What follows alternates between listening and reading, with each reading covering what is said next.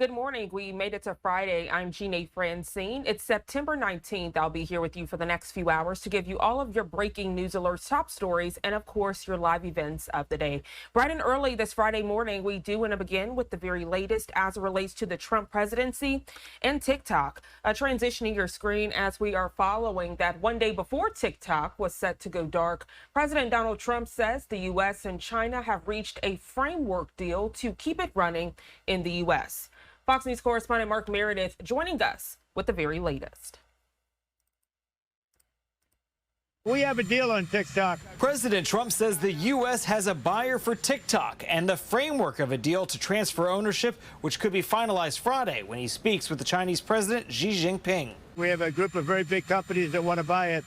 And, you know, the kids wanted it so badly. Major tech companies Oracle, Blackstone, and Amazon were just some of the companies reportedly bidding for the app, which was set to go dark Wednesday over national security concerns related to its Chinese-based parent company. Though sources tell Fox Business TikTok will stay up and running this week. President Trump made it clear that he would have been willing to let TikTok go dark, that we were not going to give up national security in favor of the deal. The president has already signed multiple executive orders delaying a ban while a sale was negotiated.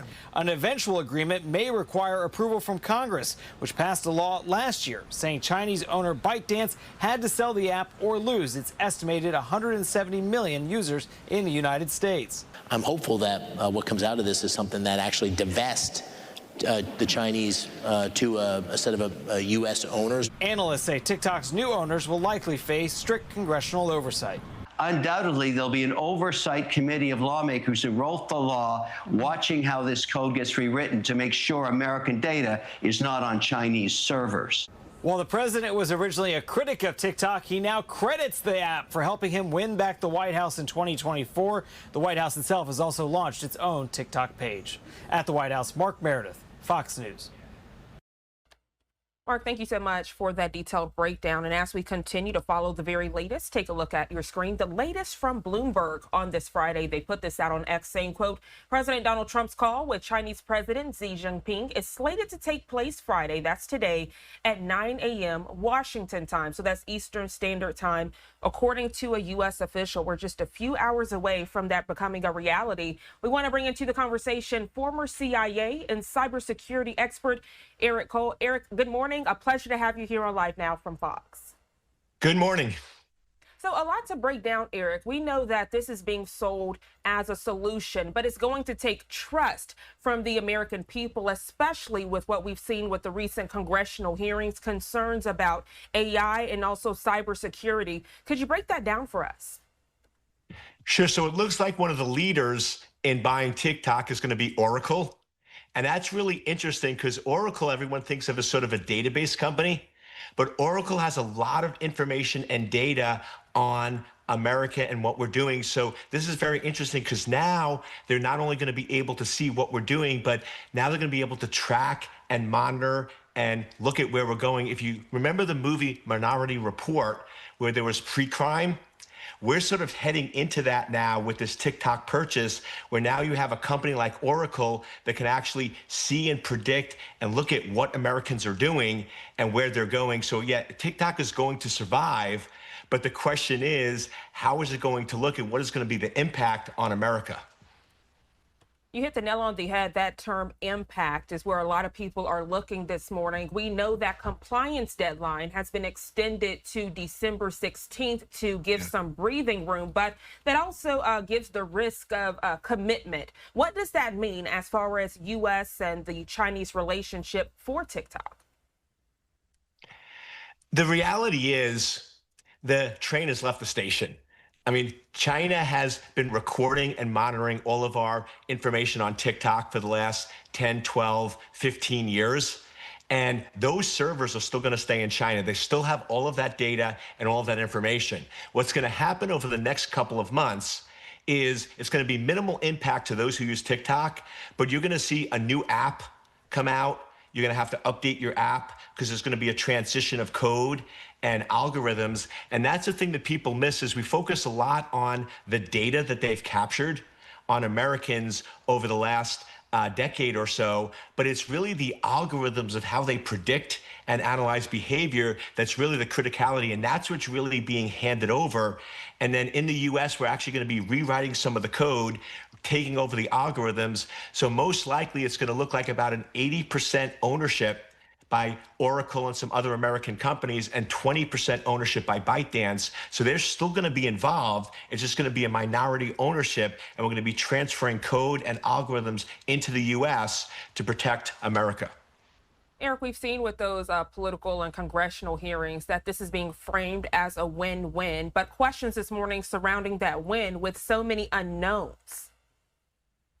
It's one of those where it's really a win-loss, I would say. It's a win in that TikTok has become a critical part of our economy. Whether we like it or not, if TikTok went away, it would hurt Americans. A lot of people are running businesses. A lot of people are making money. A lot of people are living their lives on TikTok. That's how addicted we've become to social media. So if TikTok went away, it would have a huge negative impact. So the good news is TikTok is going to survive. But the loss is, what about all of that data? What about all of that information that the Chinese now have on Americans? What are they going to do with it? And what are they going to do in the future to be able to track, monitor, and predict our behavior?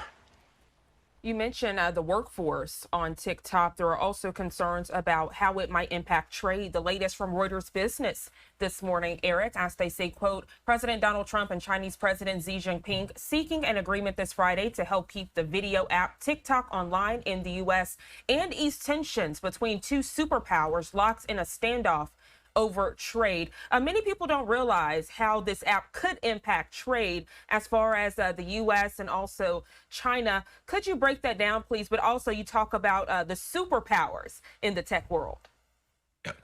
Yeah, so TikTok really isn't the play here. TikTok is sort of a peace offering between the two countries, because we know that the tariffs, and there's been a lot of tension between the U.S. and China, and we know there's a lot of cyber spying and attacks and other things going on. So what this is really showing is, okay, can these two countries actually get together and agree and come together for what's best for both countries? So this is sort of almost like the beginning of a peace treaty between China and the U.S., because if we can go in and agree to terms and conditions on transferring, China's willing to take their technology, TikTok, and transfer it to the United States. That's a huge give on the part of China. So then the question is, what is the U.S. giving back in return? And my guess is we're probably going to be giving some ease on tariffs and other factors. So yeah, this is just a trading card, but it's a first step in a peace offering between China and the United States. Yeah, and you mentioned that first step. What could this mean for the future of economic innovation and even national security? So the good news is that we're getting access to the technology. So we'll now be able to see the algorithms, see how they work, and see how they operate. So the good part is that China is now giving us some of their access to, let's say, spying, because the reality is TikTok and these other social media apps, yes, they're social media, but they're gathering data, they're predicting, and they're essentially, in some aspect, in my opinion, sort of spying on what we're doing. So we're getting an insight into their technology. But the scary part is, if China is willing to give this up, that must mean that they must have other advanced technologies, because China is always very advanced on technology. So it's not like they're going to take their latest and greatest state of the art and give it to us. So if they're willing to give us TikTok, the real question is, what other algorithms of technology are they developing that we don't know about that could potentially be used as a cyber weapon against America? And as you mentioned that, I mean, many people on the edge of their seats listening a lot more closely as you say that, because let's be real, when you type something in on a search engine, that is stored in what people know as the cloud. When you upload a picture online, that is stored on what you call the cloud. How does that relate to this? Because many people concerned, okay, for example, we've seen people getting cancel culture, posting something on what was then Twitter, and then 8 years later, even though if they delete it, it still somehow comes up. We talk about data privacy, and everyone says we want data privacy, but the unfortunate reality that we're seeing with TikTok and these other social media is data privacy is a train that's leaving the station and probably not going to come back because we are giving away so much information. So the thing that we need to think about is, why are we posting so much information on social media? Why are we making it publicly available? Because the reality is we're giving away our privacy. We're giving away our data every day that we take pictures, every day that we post images. We're basically giving away the privacy. And the concern is, even though TikTok is coming in the United States, think of all the data and information it has on America, and that the privacy factor has really gone out the door, and how much information the government, or let's say Oracle or whoever buys TikTok, has on Americans. A lot of helpful information you have shared bright and early on this Friday. Eric Cole, former CIA and cybersecurity expert, a pleasure to have you join us here on Live Now from Fox. Thank you so much for your candidness and your stellar back and forth. Have a great weekend. Thank you. You too. Thank you. And as we continue to follow this story, I now want to transition and take you out to the White House. If you're just now tuning in, good morning to you here at 6:08 on the East Coast. We know U.S. President Donald Trump expected to talk with Chinese leader Xi Jinping this Friday, today, in a push to finalize a deal to allow the popular social media app TikTok to keep operating in the U.S. AP reports the call also may offer clues about whether the two leaders might meet in person to hash out a final agreement to end their trade war and provide clarity on where relations between the world's two superpowers may be headed.